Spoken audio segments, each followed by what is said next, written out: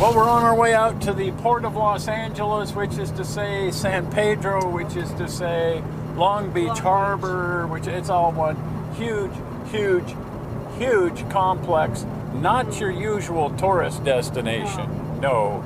And in fact, you don't just walk in there without Homeland Security arresting you and throwing you into Long Beach Harbor and submerging you with a piece of chain, because they don't really want people wandering around to the port for security reasons. But what we are going to do is we are going to follow a container all the way from arriving in the United States from China, clear to the Walmart distribution center, where the Chinese crap that's inside it is distributed to the various Walmarts to be sold to people to take home and displayed in their house. Now, what we're actually doing here is screwing around with a drone. Now, these things have been on the market for quite a while. They're sort of like a radio-controlled helicopter, but they also have the ability to be autonomous. They can fly themselves when need be. Unfortunately, it came up that this one needed to be able to fly itself. You see, what we're trying to do here is get out to the ships at anchor out there, waiting to come into the port. And they're about 2 miles out. And we figured, what the heck, we should be able to fly the drone out there. And unfortunately, we flew it right out of radio range. And so the screen went blank. And the drone just kept right on, heading out there toward the ships. Lost, as it were. But once it got out there a ways, it realized that it was lost. It stops right here, and it kind of turns a little bit to the north, and it lines back up on the shot that we had figured out. And then it sort of turns to the south, because it is, after all, completely out of radio range here. And then it says, I'm lost. I'm going back where I came from. And it turns completely around 180 degrees and heads back for the beach where we launched it from. And it comes right back to the exact spot that we launched it from. How cool is that? So in order to get out to the big container ships, we rented a boat. That way we could get the drone right out there to the ships and launch it and get video. Here we see one of the big Chinese freighters sitting at anchor. This one's got about 600 containers on it. The biggest of these things have about 1,000 containers on them, so they're really huge. Now, the Chinese crew didn't really care for what we were doing. They gave us the stink eye, frankly, the hairy eyeball. But we weren't hurting anything, we weren't breaking any laws, and there just really wasn't a darn thing they could do about it except, give us the stink eye and the hairy eyeball and so on.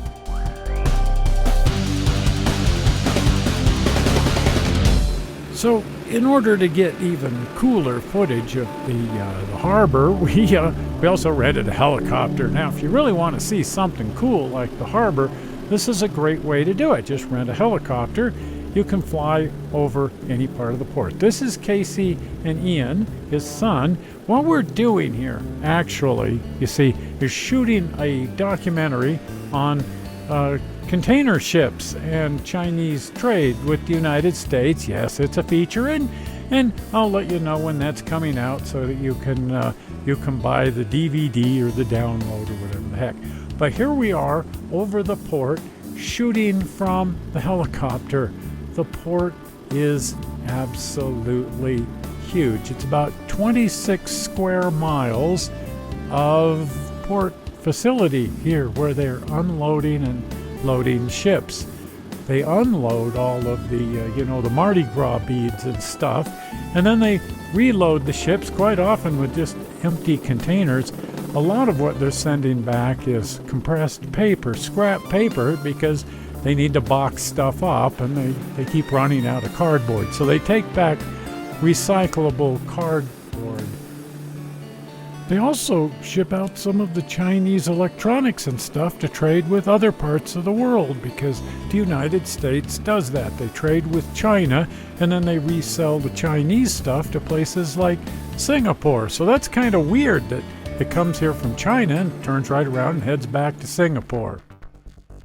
Once the ships are at the dockside, they're very quickly unloaded.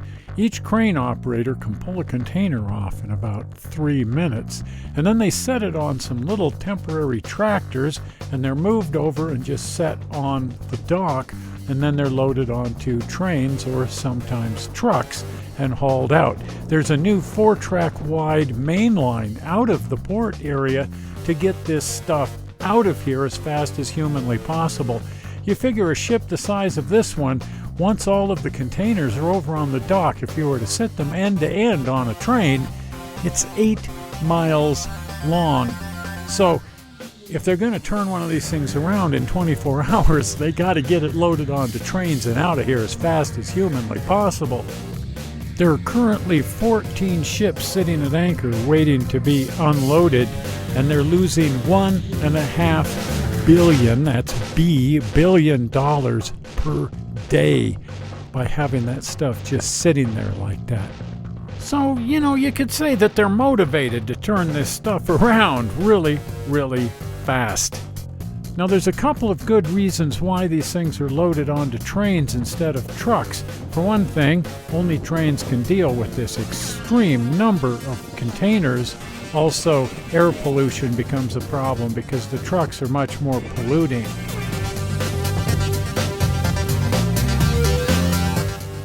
This is the captain of our little boat here. He was rather excited about the drone, and he wanted to get some cell phone video of it. So here we have the drone filming him as he is filming the drone on his cell phone. Everybody likes to screw around. I mean, come on.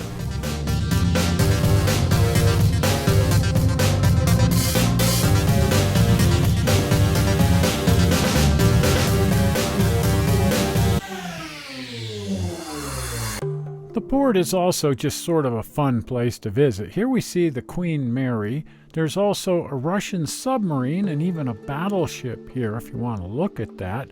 There's some great restaurants and bars, all of this in spite of the fact that it's actually a huge industrial complex after all. Millions of people come here every single year just to take in the Seaport. It's really quite fun. And while the tourists are knocking down their margaritas and having their enchiladas and stuff, the port is running all night long. They have to work this thing 24/7. I mean, of course, it's just too big and valuable of a facility to ever let it close down for even a minute. So it's busy all night long. So we had to go out and check that out too on our little boat. Now, as it happens, it's really not terribly safe to be flying a drone at night. You just can't see what you're doing. But we could still sail out there in our little boat and get right up next to the container ships and the cranes. No reason why not. It's really a much different place at night. It's a little more mysterious, but you know what? It's actually really, really, really cool. One of our favorite things to do on our model railroad subjects is to rig them with a lot of lighting. It brings a whole new dimension to a model railroad and brings a whole new dimension to a real facility too. The Port of Los Angeles is one of the largest ports in the world, certainly the largest in North America. In fact, 70% of all of the cargo to arrive in North America comes through the Port of Los Angeles. Whatever you're watching this video on probably came to you through the Port of Los Angeles.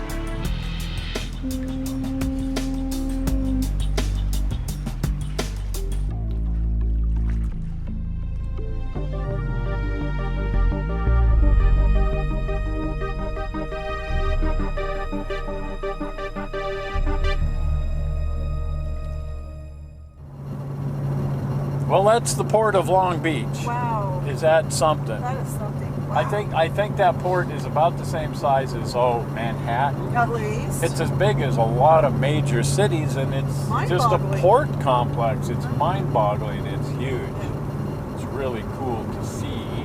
Right. Anyway, next week we will follow the container that's been loaded here at the port on its rail trip to Barstow, not Barstool. I know, Well, that's Barstow, Barstow, California, on Route 66, where the Harvey House is, and the big switching yard, and then from the switching yard to the Walmart distribution center to a Walmart near you. Okay. Good deal of fun, and I think the rail fans among you will really enjoy that, and hopefully everybody has kind of enjoyed seeing the Port of Los Angeles, because oh my heck, is that amazing or what? Amazing. Well, if you haven't subscribed to the channel, shame on you. You should do that. You can get to the channel by just clicking on the little blue rocket.